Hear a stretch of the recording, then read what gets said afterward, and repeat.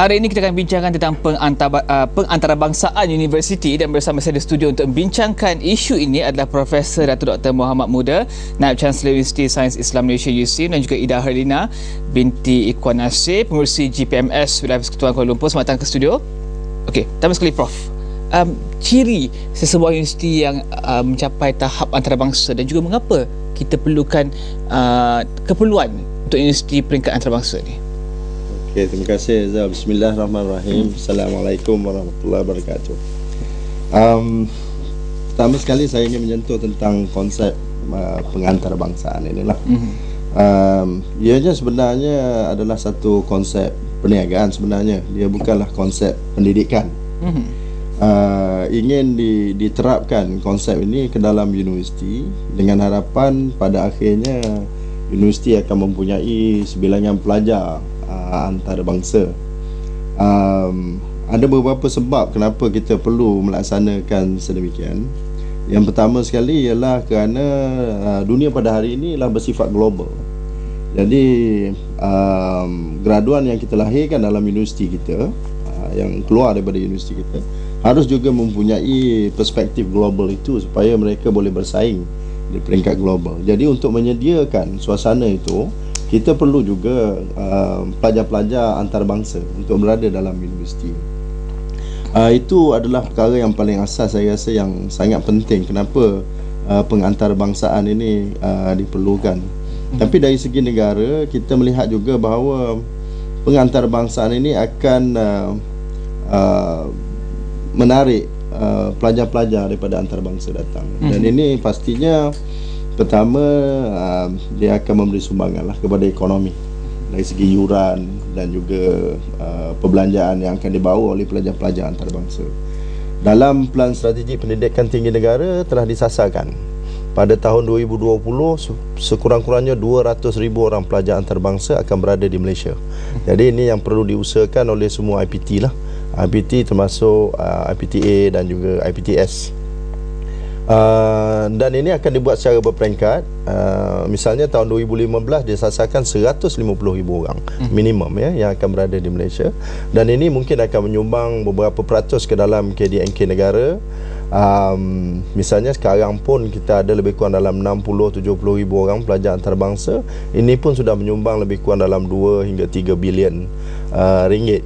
Dan di samping itu, dengan pengantarbangsaan juga, kita rasakan bahawa mutu pendidikan kita akan setanding dengan institusi-institusi antarabangsa.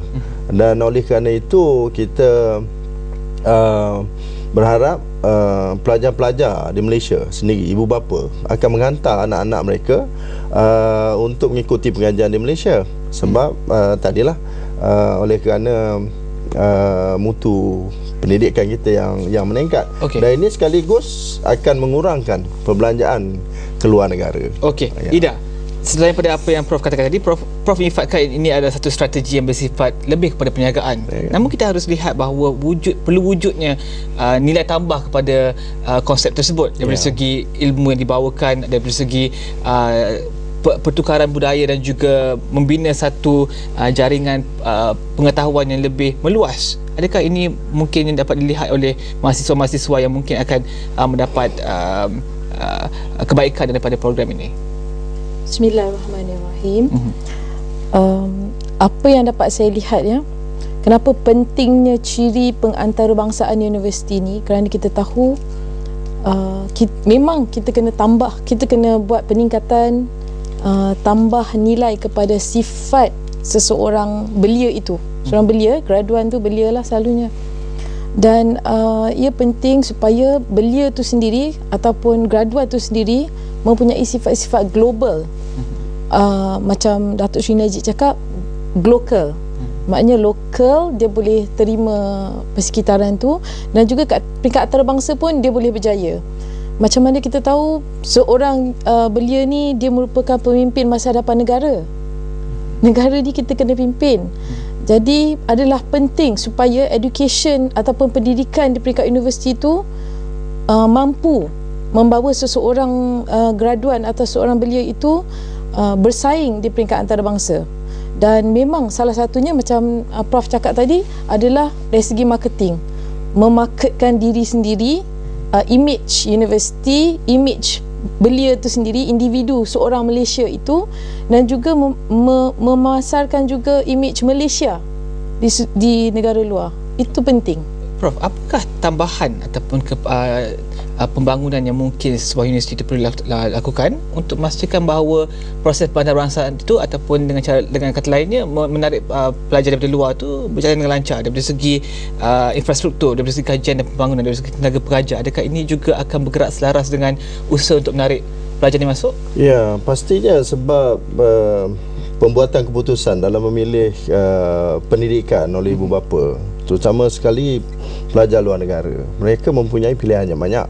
Selain daripada Malaysia, dia boleh memilih institusi di Eropah misalnya, di Amerika, di United Kingdom, Australia dan sebagainya, yang sudah terdahulu lagi daripada Malaysia lebih terkenal dalam bidang pendidikan, dalam banyak bidang, kejuruteraan, perubatan, perniagaan dan sebagainya. Jadi untuk kita menarik pelajar-pelajar itu, khususnya pelajar-pelajar yang baik dari segi kelayakan ya, dan minat ya, kita juga harus mempunyai prasarana yang setanding. Prasarana dari segi kita kata mutu kurikulum itu sangat penting, mesti setanding ataupun lebih baik lagi. Pencarah kita juga, tetapi ini memang sudah ada sebab misalnya kalau di IPTA, pencarah-pencarah kita daripada dahulu lagi memang sudah dilatih di luar negara. Jadi ini satu kekuatan yang sudah ada. Selain daripada itu, prasarana-prasarana yang lain yang berkaitan misalnya dengan pengajaran pembelajaran, penyelidikan, ini juga perlu kita mempunyai keadaan yang setanding lah dengan apa yang ada di IPT yang lain di luar negara. Okey, kita akan berehat seketika. Selepas ini nak bincangkan lebih panjang tentang pengisian bagaimana yang diperlukan untuk memastikan bahawa proses pengantarbangsaan ini berjalan dengan lancar dan juga mungkin lagi mendalam kepada isu-isu yang seperti saya sebutkan tadi, dari segi pendidikan, dari segi mahasiswa bagaimana, dari segi tenaga pengajar dan juga infrastruktur bagaimana yang diperlukan dan juga cabaran untuk mengantarabangsakan sebuah universiti itu. Teruskan perbincangan Ajang Dakwah ini sebentar lagi.